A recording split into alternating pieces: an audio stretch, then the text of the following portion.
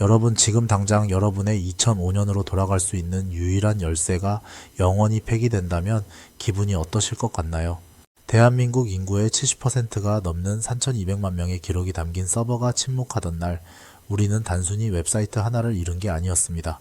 우리들의 가장 뜨거웠던 청춘과 흑역사, 그리고 차마 말하지 못했던 고백들이 담긴 거대한 기록의 제국이 무너진 사건이었죠. 한때 삼성전자보다 더 높은 브랜드 가치를 인정받았고 전 세계 마크 저커버그가 페이스북을 만들기 전 벤치마킹했다는 전설적인 플랫폼. 하지만 지금 우리에게 남은 건 로그인조차 되지 않는 먹통 사이트와 언제 부활할지 모른다는 희망 고문뿐입니다. 오늘 이야기는 단순히 망한 기업에 대한 분석이 아닙니다. 왜 세계 최초의 SNS였던 싸이월드가 글로벌 공룡들의 먹잇감이 되었는지, 그리고 왜 추억이라는 가장 강력한 무기가 플랫폼의 목을 죄는 독약이 되어 돌아왔는지, 그 처절하고도 화려했던 몰락의 역사 속으로 들어가 보겠습니다. 이 영상을 다 보시고 나면 여러분은 아마 여러분의 하드디스크에 있는 옛날 사진들을 당장 백업하고 싶어질 거예요. 안녕하세요. 경제와 비즈니스의 숨은 진실을 찾아 돈줄 내주는 채널 돈줄경제입니다. 오늘 우리가 다룰 주제는 싸이월드의 몰락입니다. 이 이야기는 1시간이 넘는 긴 여정이 될 거예요. 하지만 장단컨대 이 영상을 끝까지 보신다면 여러분은 플랫폼 비즈니스가 어떻게 사람의 심리를 이용해 돈을 버는지, 그리고 그토록 견고해 보이던 1등 기업이 어떤 사소한 오만 때문에 한순간에 무너지는지를 완벽하게 이해하게 되실 겁니다. 추억은 감성적이지만 비즈니스는 냉혹하죠. 1999년의 태동기부터 2020년대의 씁쓸한 부활 시도까지 대한민국 인터넷 생태계를 뒤흔든 이 거대한 다큐멘터리를 지금 바로 시작합니다. 채널 고정해주세요. 여러분의 시간이 절대 아깝지 않게 만들어 드릴게요. 자, 시간을 거슬러 1999년으로 가보겠습니다. 당시 대한민국은 IMF의 긴 터널을 막 빠져나와 IT 버블이 막 끓어오르던 시기였어요. 카이스트 경영대학원 내의 동아리 이시클럽 멤버들이 모여서 사고를 칩니다. 바로 싸이월드의 시작이었죠. 그런데 초기 싸이월드는 지금의 SNS와는 좀 달랐습니다. 인맥 관리 서비스에 가까웠어요. 여기서 아주 중요한 개념이 등장합니다. 바로 일촌입니다. 여러분, 이게 왜 천재적인 기획이었는지 아세요? 서양의 네트워크는 관심사 중심이거나 느슨한 연결 중심이었거든요. 그런데 싸이월드는 한국인의 정서인 혈연과 지연을 건드렸습니다. 우리는 남이 아니다, 일촌이다 라는 개념을 디지털로 옮겨온 거죠. 이건 단순한 친구 추가와는 무게감이 달랐어요. 일촌 신청을 수락하는 행위 자체가 너를 내 사적인 공간에 들여보내주겠다는 강력한 심리적 허용이었거든요. 촌수라는 한국적 전통 가치관을 비즈니스 모델로 승화시킨 이 전략은 당시 그 어떤 글로벌 플랫폼도 시도하지 못한 압도적인 차별점이었습니다. 여기서 많은 분이 착각하시는 게 있어요. 싸이월드는 나오자마자 전국을 휩쓸었을까요? 전혀 아닙니다. 초기 3년 동안은 그야말로 적자의 늪이었어요. 당시 1위는 아이러브스쿨이었고 커뮤니티의 강자는 프리첼이었습니다. 싸이월드는 만년 3에서 4위권에 머물며 이거 돈이 안 되는데 접어야 하나 고민하던 회사였어요. 심지어 당시 기획자들은 광고를 붙이려고 백방으로 뛰어다녔지만 광고주들은 비웃었습니다. 누가 그 조그만 개인 홈페이지를 보겠어. 우린 다음이나 네이버에 광고할 거야 라고 말이죠. 하지만 2002년 운명적인 사건이 터집니다. 당시 업계 1위였던 프리첼이 이제부터 커뮤니티 서비스를 쓰려면 돈을 내라며 유료화 선언을 한 겁니다. 사용자들은 배신감을 느꼈고 갈 곳 잃은 수백만 명의 유목민이 한꺼번에 싸이월드로 쏟아져 들어오기 시작합니다. 준비된 자에게 기회가 온다는 말 이럴 때 쓰는 거겠죠. 싸이월드가 프리첼 이주민들을 사로잡은 비장의 무기는 바로 미니 홈피였습니다. 여러분 400에 400 픽셀이라는 그 좁은 공간이 당시엔 얼마나 거대한 우주였는지 기억하시나요? 여기서 싸이월드는 인류 역사상 가장 영리한 수익 모델을 발견합니다. 바로 디지털 소유욕이죠. 현실의 내 방은 지저분해도 미니홈피 속 내 방은 명품 벽지로 바르고 싶어 하는 욕망. 현실에 나는 말이 없지만 미니홈피의 미니미는 춤을 추게 하고 싶은 욕망. 싸이월드는 이걸 정확히 꿰뚫었습니다. 당시 사람들은 물건을 산 게 아니라 자신의 아이덴티티를 산 거예요. 이게 바로 과시적 소비의 디지털화였습니다. 돈줄 경제 관점에서 보면 싸이월드는 물건을 판 게 아니라 타인의 시선을 상품화해서 판 거예요. 하루 매출이 억 단위를 넘어서고 전 국민이 도토리라는 가상화폐에 중독되기 시작한 겁니다. 여기서 궁금증이 생기실 거예요. 그냥 500원 결제하게 하면 되지 왜 번거롭게 도토리로 바꿨을까? 이게 바로 고도의 마케팅 전략입니다. 사람들은 500원을 현금으로 쓸 때는 아까워하지만 도토리 5개를 쓸 때는 심리적 저항감이 훨씬 낮아지거든요. 게임 머니와 같은 원리죠.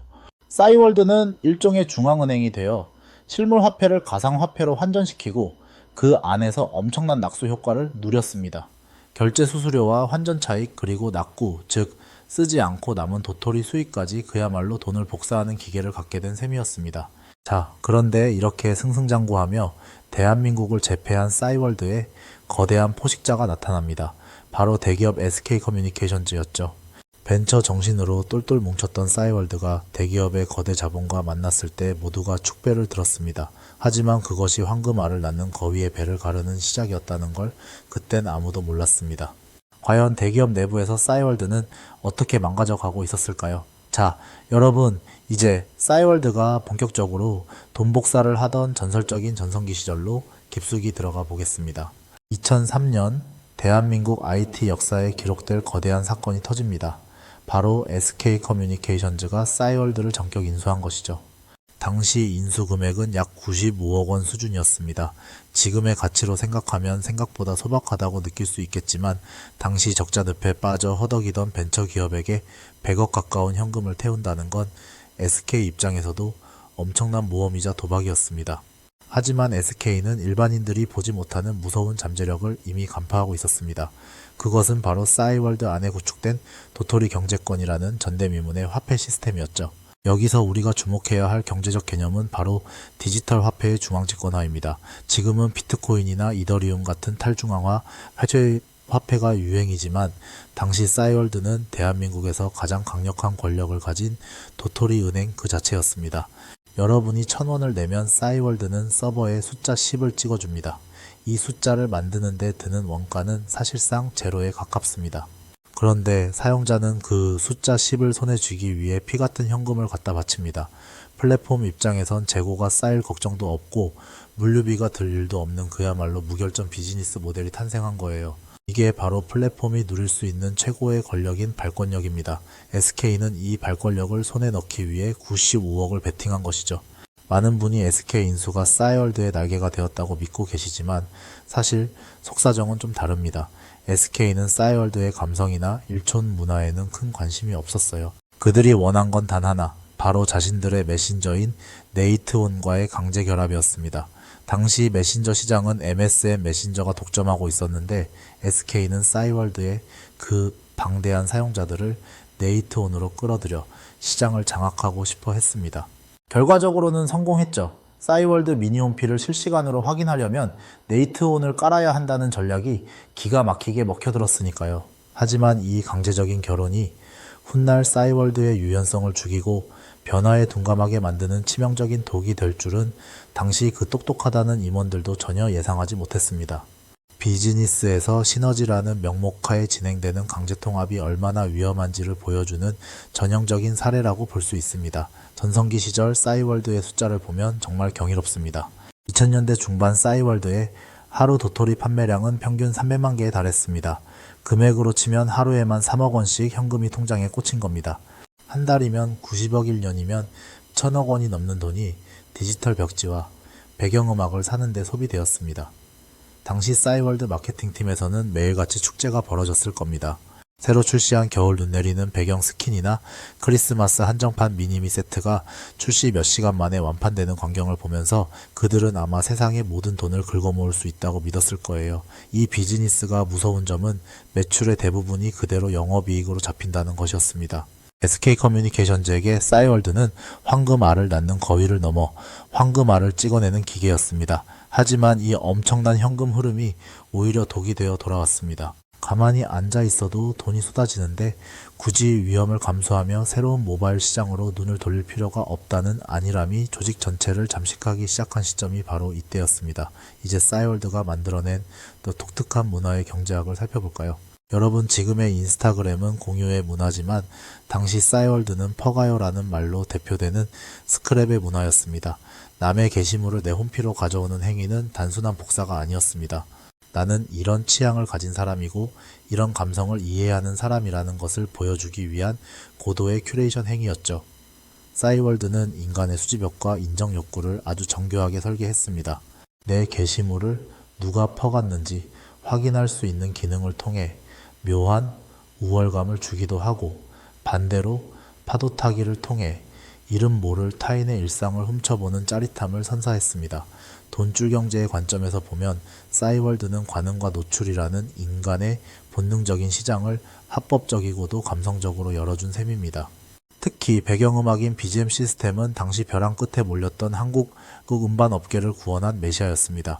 도토리 5개를 내고 내 홈피에 노래를 깔아놓는 것. 이것은 당시 청춘들에게 단순한 취미를 넘어 하나의 문화적 계급장이었습니다. 프리스타일의 와이나 허밍, 어반스테러의 하와이안 커플 같은 노래들이 차트를 점령한 건 그 노래들이 단지 좋아서만이 아니었습니다.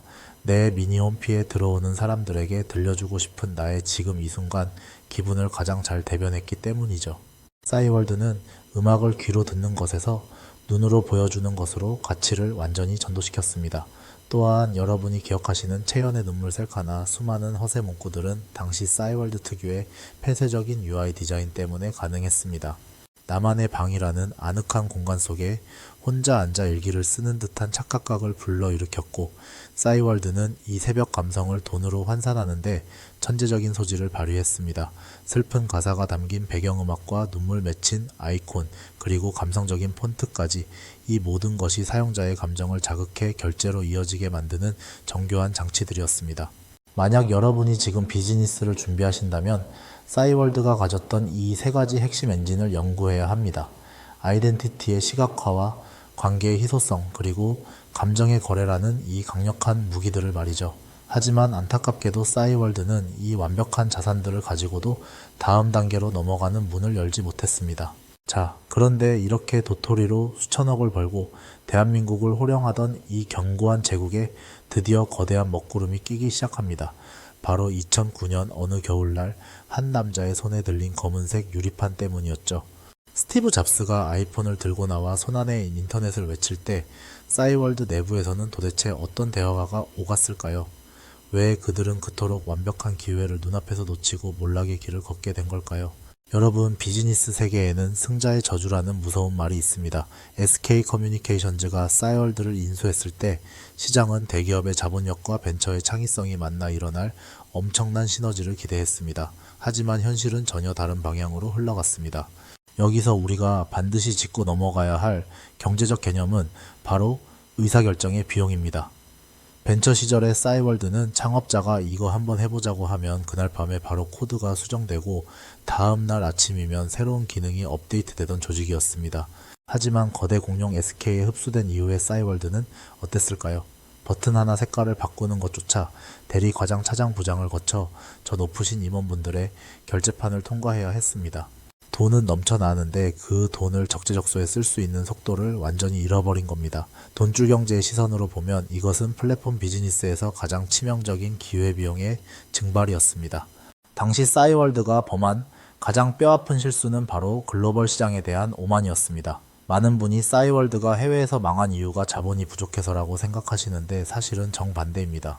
SK는 당시 수천억 원이라는 천문학적인 자금을 해외 시장에 쏟아부었습니다. 하지만 그들은 철저히 한국식 성공 방정식만을 고집했습니다. 미국 시장에 진출하면서 그들은 미니 홈피와 일촌이라는 개념을 토시 하나 안 바꾸고 그대로 가져갔습니다. 하지만 서구권 사용자들은 의아해했습니다. 왜 내 사생활을 이 좁고 답답한 사각형 박스 안에 가둬야 하는지, 그리고 왜 복잡한 도토리를 사서 벽지를 발라야 하는지 이해하지 못했죠.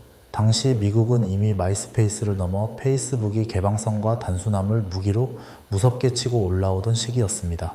싸이월드는 우리만의 폐쇄적인 아지트를 고집하며 현지화에 완전히 실패했고 결국 수백억의 마케팅비를 허공에 날리고 말았습니다. 이건 자본의 문제가 아니라 시장을 읽는 눈이 대기업의 오만함에 가려졌기 때문입니다. 기술적인 부분에서도 싸이월드는 스스로 무덤을 파고 있었습니다. 당시 싸이월드를 써보신 분들은 기억하실 겁니다. 접속만 하려고 하면 화면 가득 설치하라고 뜨던 액티브엑스라는 괴물 말입니다. 이것은 당시 한국 인터넷 환경의 고질병이었지만 싸이월드에게는 사형 선고나 다름없었습니다. 개발팀 내부에서는 이미 경고음이 울리고 있었습니다. 세계적인 표준은 웹 표준으로 가고 있고 액티브엑스를 걷어내야 브라우저 호환성이 높아진다는 목소리가 높았죠. 하지만 경영진의 대답은 차가웠습니다. 지금 도토리 결제가 아무 문제 없이 잘 되고 있는데 왜 굳이 긁어 부스럼을 만드냐는 식이었죠.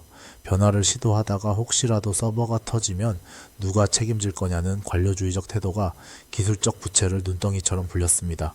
결국 싸이월드는 인터넷 익스플로러라는 낡은 배와 함께 운명을 같이 할 수밖에 없는 구조로 고착화되었습니다. 그리고 드디어 운명의 날이 다가옵니다. 2009년 11월 대한민국 IT 역사를 두동강낸 사건, 바로 아이폰 3GS의 상륙입니다. 이것은 단순히 새로운 휴대전화의 등장이 아니었습니다. PC 중심의 인터넷 제국이 붕괴하고 손안의 인터넷으로 권력이 이동하는 대격변의 서막이었습니다. 이때 싸이월드가 취한 태도는 안일함 그 자체였습니다. 그들은 모바일을 PC 버전의 보조수단 정도로만 치부했습니다. 여러분 한번 생각해보세요. 싸이월드의 핵심 매력은 화려한 플래시 효과와 아기자기한 폰트였죠. 그런데 당시 초기 스마트폰은 플래시를 지원하지 않았습니다. 즉, 싸이월드가 자랑하던 그 비싼 벽지와 미니미들이 모바일에서는 작동하지 않는 쓰레기가 되어버린 겁니다. SK는 싸이월드 사용자를 자신들의 메신저인 네이트온에 묶어두려는 욕심을 끝까지 버리지 못했습니다. 그래서 모바일 앱을 만들 때도 싸이월드 단독의 쾌적함보다는 네이트온과의 강제 연동에 목을 맸습니다. 결과는 처참했습니다. 앱은 무겁고 느렸으며 버그는 수시로 터져 나왔습니다. 사용자들이 1초라도 빨리 친구의 소식을 보고 싶어 할 때 싸이월드 앱은 로딩 화면만 보여주며 사람들의 인내심을 테스트했습니다. 그 사이 사람들은 어떤 앱을 깔았을까요? 바로 페이스북이었습니다. 페이스북에는 화려한 미니미도 배경음악도 없었지만 내 주머니 속에서 언제든 친구와 연결된다는 본질적인 가치를 제공했습니다.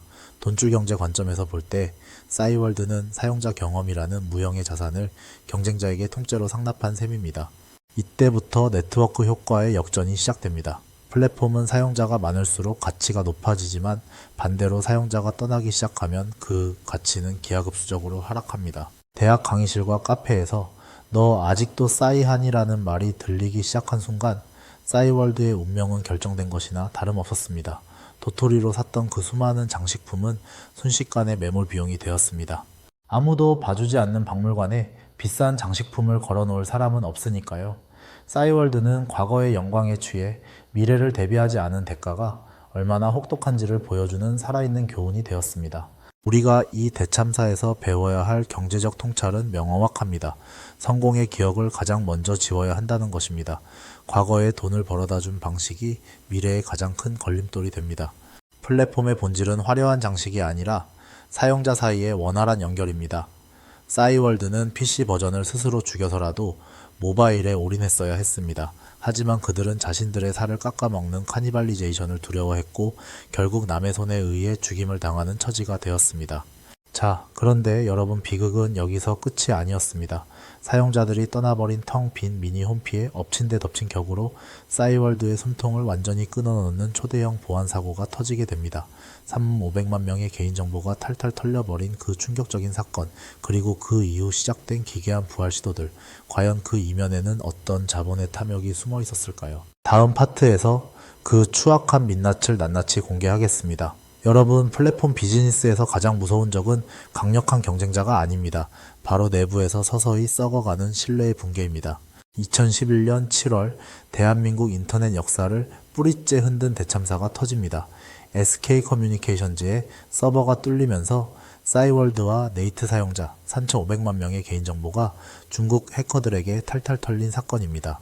돈줄 경제의 관점에서 이건 단순히 아이디와 비밀번호가 유출된 수준의 사고가 아니었습니다. 내 가장 은밀한 일기장과 남들에게 보이고 싶지 않은 사진첩을 맡겼던 금고가 사실은 길거리 한복판에 녹슨 자물쇠에 하나 달린 채 방치되어 있었다는 배신감이 터져 나온 겁니다. 이때부터 사람들은 싸이월드를 추억의 장소가 아닌 내 소중한 정보가 언제든 범죄에 이용될 수 있는 위험한 폐허로 인식하기 시작했습니다. 1조 원 이상의 가치를 평가받던 브랜드가 순식간에 정크 등급으로 추락한 결정적 계기였습니다. 많은 분이 회사가 돈이 없어서 서버를 껐겠지라고 짐작하시지만 그 이면에는 더 지독한 관리의 부재가 숨어 있었습니다. SK가 싸이월드의 미래가 없다고 판단하고 종업원 지주회사 방식으로 분사시킨 후 싸이월드는 그야말로 망망대해를 떠도는 난파선 신세가 됐습니다. 수천만 명의 고화질 사진과 동영상이 저장된 서버를 유지하는 데만 한 달에 수억 원의 비용이 듭니다. 그런데 도토리는 팔리지 않고 광고 수익은 처참했습니다. 그러다 보니 기본적인 점검조차 이루어지지 않았고 로그인조차 안 되는 유령 사이트가 되어버린 겁니다. 당시 임금 체납으로 대표가 검찰 조사를 받는 비극적인 상황 속에서도 우리들의 소중한 청춘 기록들은 차가운 서버실에서 서서히 썩어가고 있었습니다. 이건 경영진의 무능을 넘어 사용자들의 데이터를 볼모로 잡은 디지털 인질극이나 다름없었습니다. 자, 그리고 우리가 반드시 짚고 넘어가야 할 최근의 기괴한 부활극 이야기를 해보겠습니다. 2011년경부터 싸이월드가 다시 살아난다는 소식이 들려오기 시작했습니다. 싸이월드 Z라는 컨소시엄이 등장해서 사진을 복구해주겠다며 대대적인 홍보를 했죠. 사람들은 열광했습니다. 10년 넘게 닫혀있던 내 흑역사 상자를 다시 열 수 있다는 희망에 부풀었습니다. 그런데 돈줄 경제의 냉정한 눈으로 본 이 부활극의 실체는 무엇이었을까요? 안타깝게도 그것은 추억의 복원보다는 코인 상장을 통한 자본 회수에 가까워 보였습니다. 싸이클럽이나 도토리 코인 같은 이름으로 가상화폐를 발행해서 투자금을 모으는 데 혈안이 되어 있었죠. 추억을 복구해준다는 명분은 참 좋았지만 실제로는 그 강력한 싸이월드라는 IP를 이용해 코인판에서 한탕 해보려는 자본의 움직임이 컸습니다. 당시 투자자들은 싸이월드만 부활하면 도토리 코인이 비트코인처럼 떡상할 거라는 근거 없는 낙관론에 빠져 있었습니다. 하지만 정작 가장 중요한 앱의 완성도는 처참했습니다. 오픈 날짜는 수시로 번복되었고 겨우 문을 연 앱은 옛날의 감성은커녕 버그투성이에 조잡한 UI로 가득했습니다. 결과는 뻔했습니다. 코인은 상장 폐지 논란에 휩싸였고 투자자들은 눈물을 흘려야 했습니다. 추억을 비즈니스 모델로 삼았지만 기술적인 진정성과 운영 능력이 없으면 그것이 얼마나 추악한 결과로 이어지는지 보여주는 비참한 사례가 된 겁니다. 이제 우리는 냉정하게 질문을 던져야 합니다. 혁신하지 않는 추억은 과연 자산일까요? 아니면 쓰레기일까요? 싸이월드가 우리에게 남긴 가장 큰 교훈은 사용자는 추억 때문에 머물지만 결국 편의성 때문에 떠난다는 진리입니다. 플랫폼은 박물관이 아닙니다. 끊임없이 흐르는 강물처럼 시대의 요구에 맞춰 변해야 합니다. 싸이월드는 자신들이 만든 미니홈피라는 좁은 틀에 스스로를 가둬버리는 경로 의존성에 덫에 걸렸습니다. 과거의 성공 방식에 발이 묶여 새로운 길을 찾지 못한 것이죠. 돈줄 경제 시청자 여러분, 여러분의 사업이나 투자도 마찬가지입니다. 옛날엔 이랬으니까라는 과거 지향적인 사고방식에 빠지는 순간 여러분의 자산은 싸이월드의 도토리처럼 가루가 될 수 있습니다. 싸이월드를 이겼던 페이스북이나 인스타그램도 지금 똑같은 공포를 느끼고 있습니다. 그래서 그들이 사명을 메타로 바꾸고 인공지능에 천문학적인 돈을 쏟아붓는 겁니다. 싸이월드가 모바일 전환기의 머뭇거리다. 어떻게 처참하게 무너졌는지 그 과정을 가장 가까이에서 지켜본 목격자들이기 때문입니다.